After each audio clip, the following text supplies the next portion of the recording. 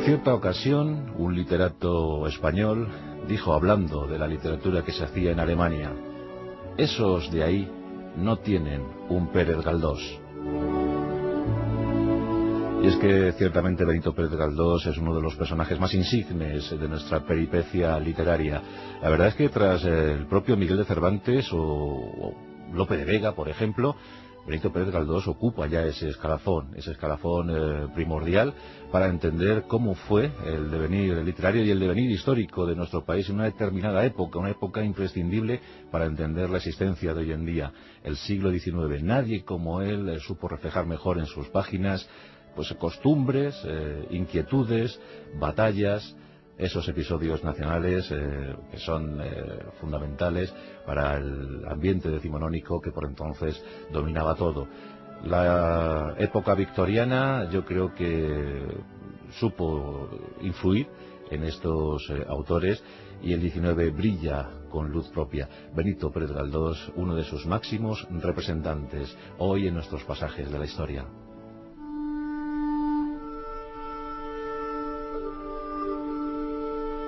Vino al mundo en las Islas Canarias, en las Islas Afortunadas, en la ciudad de Las Palmas, el 10 de mayo de 1843. Era hijo de militar, del teniente coronel Sebastián Pérez, y de una mujer de carácter indómito, muy fuerte, una mujer tenaz, Dolores Galdós.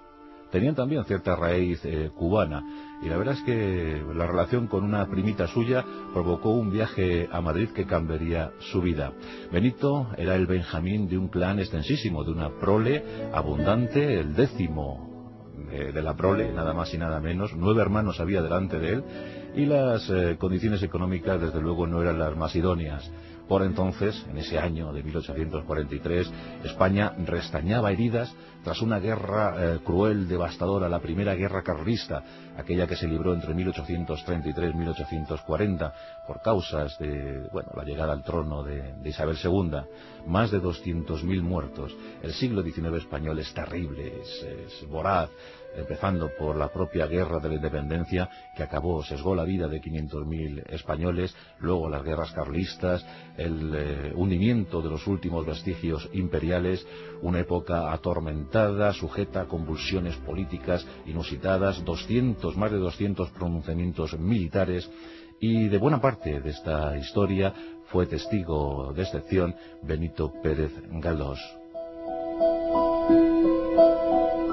Un niño de talento portentoso que muy pronto en ese instituto de San Agustín, un epicentro de la sabiduría canaria, un lugar donde se impartía una instrucción muy liberal, pues Benito de inmediato ofreció muestras de ser un niño avezado en creatividad. Él tenía intuición, tenía ganas de dibujar, era muy versado en el dibujo caricaturesco, y claro, de inmediato sus profesores pensaron que este niño había nacido para ser escritor.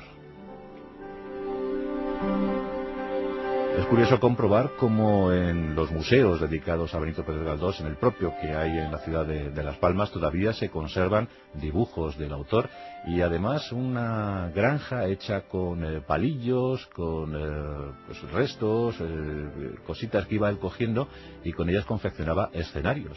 Es que tenía, como digo, una imaginación desbordante, y no tenía ningún problema en utilizar un carboncillo, un lápiz, tinta, para enseguida dibujar aquellos rostros, aquellas figuras que le llamaban la atención, o aquellos paisajes ensoñadores que caminaban por su imaginación, por su mente. Y la primera vocación a la que Benito se quiso dedicar fue esa, a la del dibujo. Fue un magnífico dibujante, y también con algunos apuntes en cuanto a pintura. El joven Benito Pérez Galdós se graduó como bachiller en Bellas Artes en el tinerfeño Instituto de La Laguna. Corría el año 1862.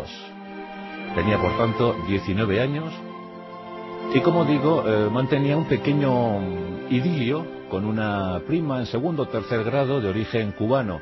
Un asunto muy fogoso. De hecho, Benito Pérez Galdós fue un hombre al que le gustaron muchísimo las mujeres durante toda su vida, aunque no consintió jamás en casarse.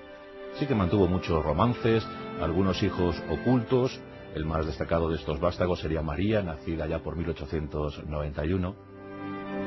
Pero bueno, este romance no le gustó a su madre, Dolores, y eso pues facilitó que Benito pues ampliara horizontes intelectuales buscando acomodo en la villa y corte.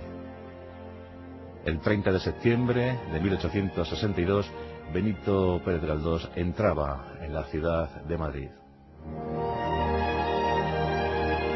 Y las primeras instantáneas costumbristas cautivaron al joven canario de tal modo que jamás se quiso desprender de ese amor sosegado, de ese amor sereno por una ciudad que le acogió como uno de sus principales hijos. El propósito de Pérez Galdós era ser abogado. De hecho, se matriculó, quiso cursar la carrera de leyes, asunto que no pudo culminar con éxito, a decir verdad, porque sí, se inscribió en las clases, pero mostraba querencia, yo creo, por las calles, su verdadera universidad, donde lo aprendió todo. Por tanto, como él decía, no tuve ningún inconveniente en hacer novillos de forma y manera reiterada. Y es verdad que por más que se matriculaba un año tras otro, faltaba a esas clases y finalmente no pudo completar esa carrera. Tampoco le hizo falta, a tenor de lo que ya sabemos. En Las Palmas ya había colaborado como articulista en algunas publicaciones y bueno, ya había dado muy buena muestra, fiel muestra de lo que podía llegar a ser. No tenía el menor problema, el menor obstáculo en describir situaciones. Era un perfecto descriptor de situaciones, de paisajes urbanos, de figurantes que deambulaban por esas calles, por esos tránsitos, por esas avenidas. Un fiel émulo de sus homólogos británicos o franceses. De hecho, como antes decíamos, es un representante máximo del realismo español, como lo fue Honoré de Balzac en Francia, o el propio Charles Dickens, de quien llegó a convertirse en el primer traductor para España de su obra Los papeles póstumos del Club Pickwick.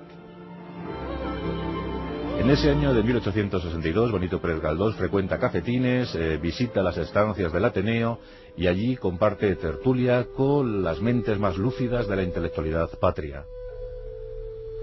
Escucha con atención lo que los grandes pensadores tienen que comentar sobre el devenir de los acontecimientos para España, cómo está transitando esta España decimonónica por las vicisitudes a las que se ve sometida.